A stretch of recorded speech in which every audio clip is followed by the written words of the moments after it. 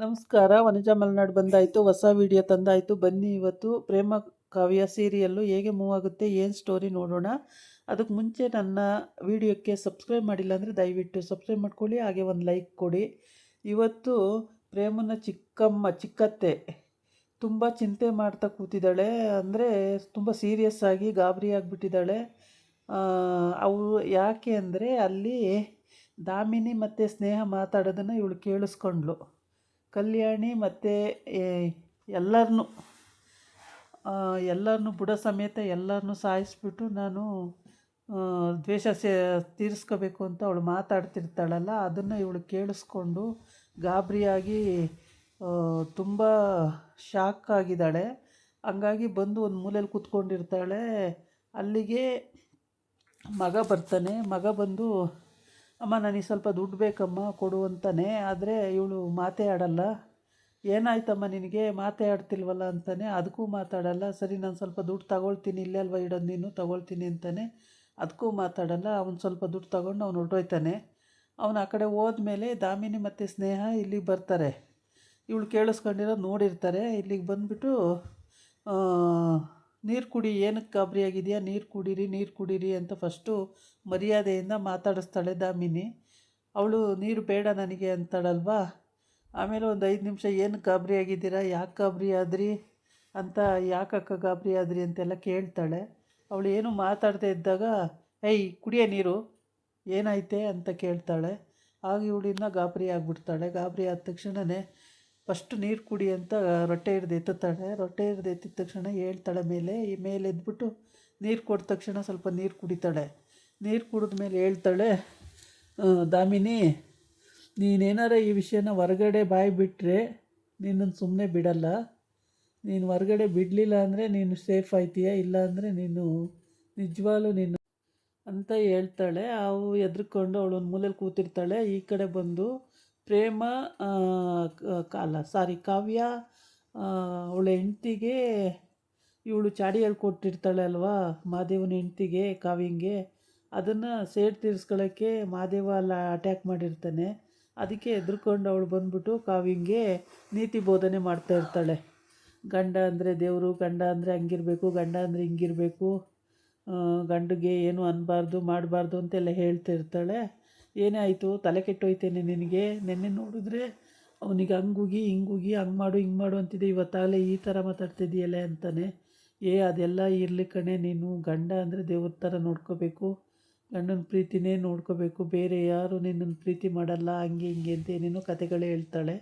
ಆ ಕತೆಗಳೇ ಹೇಳಿದಾಗೆಲ್ಲ ಅವಳಿಗೆ ತಲೆ ಕೆಟ್ಟು, ನಿನಗೆಲ್ಲ ಹುಚ್ಚಿಡ್ದಿದೆ ಬಿಡು ಅಂತ ಹೇಳಿ ಸುಮ್ಮನಾಗ್ತಾಳೆ. ಯಾರೋ ಕಾವ್ಯ. ಆವಾಗ ಇವಳು ಅಲ್ಲಿ ಬೋಧನೆ ಮಾಡಿಬಿಟ್ಟು ಕೆಳಗಡೆ ಹೋಗ್ತಾಳೆ. ಕೆಳಗಡೆ ಹೋಗಿ ಅವಳ ಫ್ರೆಂಡು ಕೆಳಗಡೆ ಹೋಗ್ಬಿಟ್ಟು ಸೆಕ್ಯೂರಿಟಿ ತಾತನ ಹತ್ರ ಹೇಳ್ತಾಳೆ, ತಾತ ನನಗೆ ಮಹಾದೇವ ಅಂದರೆ ಕಾವ್ಯನ ಗಂಡ ಅಲ್ಲಿ ಸಿಕ್ಕಿ ಟಾರ್ಚರ್ ಕೊಡ್ತಾನೆ, ಅವನಿಗೆ ಸ್ವಲ್ಪ ಬುದ್ಧಿ ಕಲಿಸಿ ತಾತ. ನೀವು ಲೆಕ್ಚರರಿಗೂ ಬುದ್ಧಿ ಕಲಿಸಿದ್ದು ನೀವೇ ಅಂತ ಗೊತ್ತಾಯಿತು, ಅದಕ್ಕೇ ಅವನಿಗೆ ಬುದ್ಧಿ ಕಲಿಸಿ ತಾತ ಅಂತ ಹೇಳ್ತಾಳೆ. ಬುದ್ಧಿ ಕಲಿಸಿ ಅಂದಾಗ ಒಂದು ಕಡೆ ಗಡ್ಡ ಬಿದ್ದೋಗ್ಬಿಡುತ್ತೆ. ಗಡ್ಡ ಬಿದ್ದೋಗಿದ್ದನ್ನು ಇವಳು ನೋಡಿಬಿಟ್ಟು ಗಾಬರಿ ಆಗಿಬಿಡ್ತಾಳೆ. ಗಾಬರಿಯಾಗಿ ಮಹಾದೇವನೇ ನೀವ ಅಂತೇಳಿ ಕೇಳ್ತಾಳೆ. ಅದಕ್ಕಿಂತ ಮುಂಚೆ ಇಲ್ಲಿ ಪ್ರೇಮ ಮತ್ತು ರಾಮು ನೀನು ಮೆಡಿಷನ್ ತಗೋಬೇಡ ಅಂತ ಹೇಳಿ ಬಂದಿ ಅಂತಲ್ಲ ದೊಡ್ಡಮ್ಮಗೆ, ಅಂದರೆ ಕಲ್ಯಾಣಿ ಅತ್ತೆಗೆ. ಅತ್ತೆ ತಗೊಳ್ಲಿಲ್ವಂತೆ, ಈಗ ಆರಾಮಾಗಿದ್ದಾರೆ, ಓಡಾಡ್ಕೊಂಡಿದ್ದಾರೆ, ತಲೆ ಸುತ್ತಿಲ್ಲ ಏನಿಲ್ಲ, ಆರಾಮಾಗಿದ್ದಾರೆ ಅಂತ ಹೇಳಿರ್ತಾಳೆ. ಈ ಕಡೆ ಬಂದು ಕಾವ್ಯಂಗೆ ಇವಳು ಟಾರ್ಚರು ಹೇಳ್ಕೊಟ್ಟಿರ್ತಾಳಲ್ವ ಎಲ್ಲ ಥರದ್ದು, ಅಲ್ಲೋಗ್ಬಿಟ್ಟು ತಾತಂಗೆ ಹಂಗಂತ ಹೇಳ್ತಾಳೆ. ನೋಡಿ ತಾತ ಅವನನ್ನು ಹಿಡಿದ್ಬಿಟ್ಟು ಅವನಿಗೆ ಸ್ವಲ್ಪ ಬುದ್ಧಿ ಹೇಳಿ ಅಂತ. ಆವಾಗ ಗಡ್ಡ ಬಿದ್ದೋಗ್ಬಿಡುತ್ತೆ. ಗಡ್ಡ ಬಿದ್ದೋದಾಗ ಮಹಾದೇವನೇ ನೀವು, ಅದೇ ಮಹಾದೇವನ ನೀವು ಅಂತ ಹೇಳ್ತಾಳೆ. ಹೌದು ನಾನೇ, ಸ್ವಲ್ಪ ಜೋಪಾನವಾಗಿರು, ಸೆಕ್ಯೂರಿಟಿಯಾಗಿ ಬಂದಿದ್ದೀನಿ, ಜೋಪಾನವಾಗಿರು, ಈ ವಿಷಯನ ಕಾವ್ಯಂಗೆ ಹೋಗಿ ಹೇಳಬೇಡ, ಅಲ್ಲಿ ಹೇಳಿದ್ರೆ ನಿನ್ನ ತಲೆ ಕೂದಲೆಲ್ಲ ಕಟ್ ಮಾಡಿಬಿಡ್ತೀನಿ ಅಂತ ಎದುರಿಸಿರ್ತಾನೆ. ಆಮೇಲೆ ಸರಿ ಹೇಳಲ್ಲ ಬಿಡಿ ಮಹಾದೇವಣ್ಣ ಅಂತ ಗಾಬರಿಯಾಗಿ, ಆಯಿತು ನಾನೇನು ಬಾಯೇ ಬಿಡಲ್ಲ, ಹೇಳಲ್ಲ, ನಿಮ್ಮ ಬಗ್ಗೆ ಒಳ್ಳೆ ಮಾತನ್ನೇ ಹೇಳ್ತೀನಿ ಅವಳಿಗೆ ಅಂತ ಹೇಳ್ಬಿಟ್ಟು ಗಾಬರಿಯಾಗಿ ಹೋಗ್ತಾಳೆ ಮೇಲಕ್ಕೆ. ಆಮೇಲೆ ಗಾಬರಿಯಾಗಿ ಹೋಗ್ತಾಳೆ. ಅಲ್ಲೇನೂ ಹೇಳಲ್ಲ ಕಾವ್ಯಂಗೆ. ಭಯದಲ್ಲೇ ಇರ್ತಾಳೆ, ಏನೂ ಹೇಳಲ್ಲ. ಸೆಕ್ಯೂರಿಟಿ ತಾತ ಆಗಿರೋನು ಮಹಾದೇವ ಅಂತ ಇವಾಗ ಇವಳಿಗೆ ಗೊತ್ತಾಗಿದೆ. ಆದರೂ ಇವಳು ಕಾವ್ಯಂಗೆ ಹೇಳೋಕ್ಕಾಗಲ್ಲ. ಆಮೇಲೆ ಕಾವ್ಯಂಗೆ ಎಲ್ಪ್ ಮಾಡ್ತಾ ಇರ್ತಾಳಲ್ಲ, ಎಲ್ಪ್ ಮಾಡ್ತಾನಲ್ಲ ಈ ತಾತ ಅಷ್ಟೊಂದು. ಇವಾಗ ಇವಳಿಗೆ ಅರ್ಥ ಆಗ್ತಾಯಿದೆ ಯಾಕೆ ಹೆಲ್ಪ್ ಮಾಡ್ತಿದ್ದ, ಪ್ರತಿಯೊಂದು ವಿಷಯದಲ್ಲೂ ಹೆಲ್ಪ್ ಮಾಡ್ತಿದ್ನಲ್ಲ ಯಾಕೆ ಅನ್ನೋದು ಇವಾಗ ಅರ್ಥ ಆಗಿದೆ ಇವಳಿಗೆ.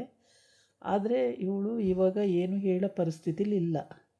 ಮಹಾದೇವ ಒಂದು ವಿಷಯ ಏನೂ ಹೇಳೋಕ್ಕಾಗಲ್ಲ. ಅವನು ಹೇಳಿದ್ರೆ ಅವನು ಸುಮ್ಮನೆ ಬಿಡಲ್ಲ. ರೌಡಿಜಮ್ಮು ಆ ಮಹಾದೇವನು ನಾನೇಯ, ಆ ರಾಘವೇಂದ್ರನು ನಾನೇಯ, ಈ ಸೆಕ್ಯೂರಿಟಿ ತಾತನು ನಾನೇ ಅಂತ ಹೇಳ್ಬಿಡ್ತಾನೆ. ಈ ಕಡೆ ಇವಳು ದಾಮಿನಿ ಇವಳನ್ಗೆ ಟಾರ್ಚರ್ ಮಾಡಿ ಅವಳನ್ನ ಬಾಯಿ ಮುಚ್ಚಿಸ್ಬಿಡ್ತಾಳೆ. ಅವಳು ಯಾವತ್ತು ನೀನು ಬಾಯಿ ತೆರಿತೀಯೋ ಅವತ್ತು ನೀನು ಮುಗಿಸ್ತೀನಿ ಅಂತ ಹೇಳಿ ಎದುರಿಸಿರ್ತಾಳೆ. ಇಲ್ಲಿ ಬಂದ್ಬಿಟ್ಟು ಕಲ್ಯಾಣಿಗೆ ಮಾತ್ರೆ ಕೊಡೋಕ್ಕೆ, ಅಕ್ಕ ಮಾತ್ರೆ ತಿನ್ನಿ ಅಂತ ಓಡೋಡಿ ಬರ್ತಾಳೆ ಕೊಡೋಕ್ಕೆ. ಕಲ್ಯಾಣಿ ಮಲಗಿರ್ತಾಳೆ. ಮತ್ತು ಆ ಹುಡುಗಿನೂ ಅಲ್ಲೇ ನಿಂತಿರುತ್ತೆ, ಮೂಗು ಹುಡುಗಿ. ಕಲ್ಯಾಣಿನೂ ಮಲಗಿರ್ತಾಳೆ. ಇವಳು ಸ್ನೇಹ ಮಾತ್ರೆ ತಗೊಂಡು ಓಡಿ ಬರ್ತಾರೆ.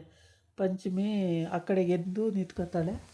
ಆವಾಗ ಸ್ನೇಹ ಅಕ್ಕ ತಗೊಳ್ಳಿ ಮಾತ್ರೆ ನುಂಗಿ, ತುಂಬ ಟೈಮ್ ಆಯಿತು, ಸ್ವಲ್ಪ ತಗೊಳ್ಳಿ ಅಕ್ಕ ಮಾತ್ರೆ ನುಂಗಿ ಅಂತೇಳಿ ತಂದು ಕೊಡೋಕ್ಕೆ ಬರ್ತಾಳೆ.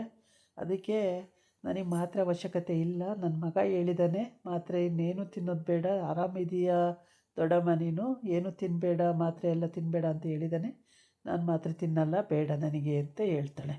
ಅವಾಗ ಇವಳಿಗೆ ಸಿಟ್ಟು ಬಂದುಬಿಡುತ್ತೆ. ಹಂಗಂದ್ಬಿಟ್ಟು ಕಲ್ಯಾಣಿ ಎದ್ದು ಹೋಗ್ಬಿಡ್ತಾಳೆ ಆ ಕಡೆಗೆ ಒಳಗಡಿಕೆ. ಇವಳಿಗೆ ಸಿಟ್ಟು ಬಂದುಬಿಡುತ್ತೆ.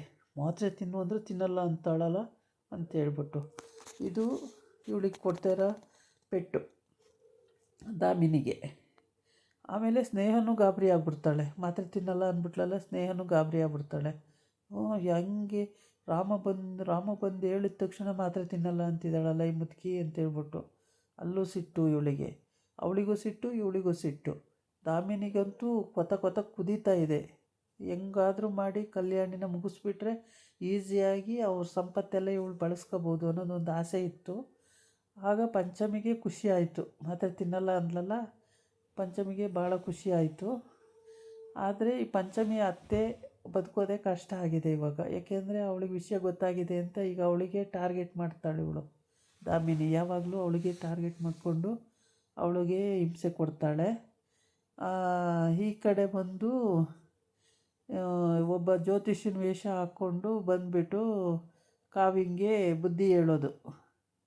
ಈಯಪ್ಪ ಮಹಾದೇವ ಕಟ್ಕೊಂಡು ಗಂಡನ್ನೇ ಒಳ್ಳೆಯವನು, ಹಂಗೆ ಹಿಂಗೆ ಮಹಾದೇವ ಇನ್ನು ಒಳ್ಳೆ ಚೆನ್ನಾಗಿ ನೋಡ್ಕೋತಾನೆ, ಹಂಗೆ ಮಾಡ್ತಾನೆ ಹಿಂಗೆ ಮಾಡ್ತಾನೆ ಅಂತ ಎಲ್ಲ ಇವನು ಹೇಳೋಗ್ತಾನೆ. ಹೇಳೋದ್ಮೇಲೆ ಕಾವ್ಯ ಅವನ ಕಡೆ ಒಲಿತಾಳೆ.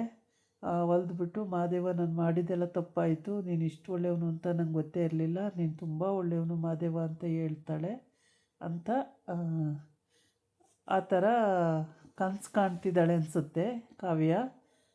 ಇದಾಗಿತ್ತು ಇವತ್ತಿನ ವಿಡಿಯೋ. ನಾಳೆ ಇನ್ನೊಂದು ವಿಡಿಯೋ ಜೊತೆ ಬರ್ತೀನಿ. ನಮಸ್ಕಾರ.